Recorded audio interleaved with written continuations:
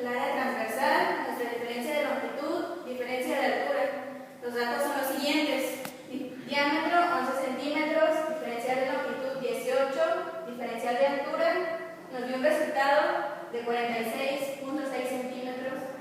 Nuestra área transversal la vamos a calcular con la fórmula que es pi por radio al cuadrado, el cual nos dio un resultado de 95.03 centímetros cuadrados. Como datos adicionales también tenemos nuestra permeabilidad intrínseca, que es 9.87 por 10 a la menos 9 centímetros cuadrados. Como densidad tenemos 0.899 gramos sobre centímetro cúbico. Como gravedad tenemos un valor de 981 centímetros sobre segundo cuadrado, y como viscosidad tenemos el dato de 1.27 gramos sobre centímetro por segundo. Esos datos vamos a sacar el caudal. Con este se necesita la conductividad hidráulica por el área y la diferencia de altura es la diferencia de longitud. Como primer paso se tiene que sacar conductividad hidráulica. La conductividad hidráulica se saca con la permeabilidad intrínseca y la densidad por la gravedad entre la viscosidad. Ahora vamos a sustituir los datos para sacar lo que es la conductividad hidráulica, donde K va a ser igual al valor de la permeabilidad intrínseca, que es 9.87 por 10 a la menos 9 centímetros cuadrados, por la densidad del fluido, que es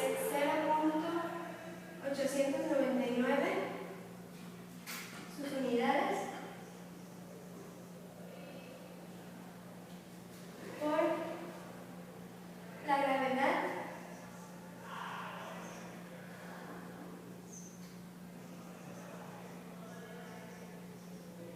sobre la viscosidad del fluido.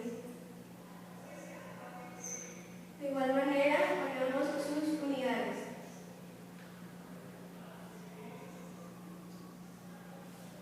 Poniendo los datos en la calculadora, nuestro resultado es de la conductividad hidráulica va a ser igual a 6.85 por 10 a la menos 9 centímetros sobre segundos. Bueno, el cálculo del caudal se realizó sustituyendo los datos en la fórmula.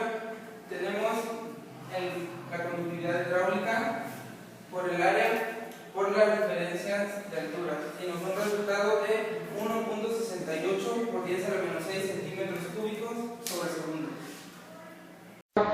De determinar la permeabilidad absoluta de una muestra de roca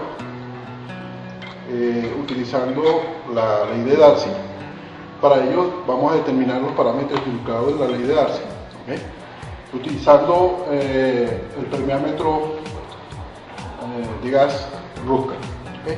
Entonces vamos a disponer de los siguientes elementos: un soporte, ¿verdad? Un cilindro metálico que va colocado en el soporte, una manga de goma para confinar la muestra de roca, y esa muestra de roca colocada dentro del cilindro metálico, ¿okay? La idea de la manga de goma es sencillamente confinar la muestra de roca para garantizar que el flujo de gas sea completamente a través de la sección transversal del núcleo y no que se vaya por las paredes. Una vez colocado el núcleo en la manga de goma, lo colocamos acá en este dispositivo, confinamos con este tornillo. La idea es sellar bien la posibilidad de fugas a través de la muestra de núcleo. Una vez hecho esto, vamos a colocar la válvula selectora de rotámetro en posición large para utilizar el rotámetro de más alto flujo y prever seguridad en el equipo. ¿Okay?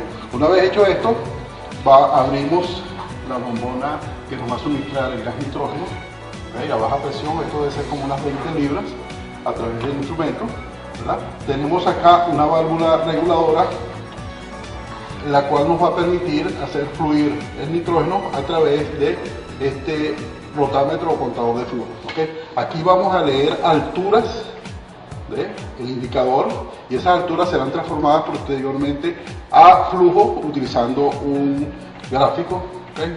Entonces, inicialmente colocamos un delta P a través de la muestra de roca de 0.25 atmósferas.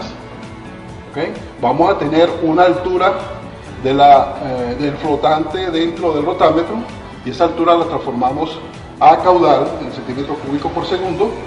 Vamos a tener acá la posibilidad de medir la temperatura del gas nitrógeno que está fluyendo a través de la muestra de roca. ¿Okay? Y entonces con esas medidas de delta P, caudal, temperatura y las medidas propias de dimensiones de la muestra de roca, diámetro y longitud, vamos a poder incorporar en la ecuación de Darcy los elementos necesarios para calcular un valor de permeabilidad. Recuerden que estamos utilizando un gas para evaluar un valor de permeabilidad y esa permeabilidad va a depender del valor de presión promedio que haya en la muestra de núcleo. Entonces nos vemos en la necesidad, como estamos utilizando un gas, hacer la corrección del efecto Klinkenberg y por ello tenemos que medir la permeabilidad a 3 o 2 presiones, 2 delta P adicionales, 0.5 y 1 atmósfera. ¿Okay? Con esos tres valores de K y delta P, yo puedo ahora hacer la corrección del efecto Klinkenberg graficando los valores de permeabilidad obtenidos contra el inverso de la presión promedio. Recuerden que la presión promedio es el valor promedio entre la presión de entrada y la presión de salida. Si a la salida tenemos presión atmosférica, a la entrada tenemos presión atmosférica más el delta P correspondiente. ¿Okay? Entonces eso nos da un valor de presión promedio para cada uno de los 3 delta P utilizados. Ese gráfico, la extrapolación al origen, nos permite determinar la permeabilidad absoluta. ¿Okay?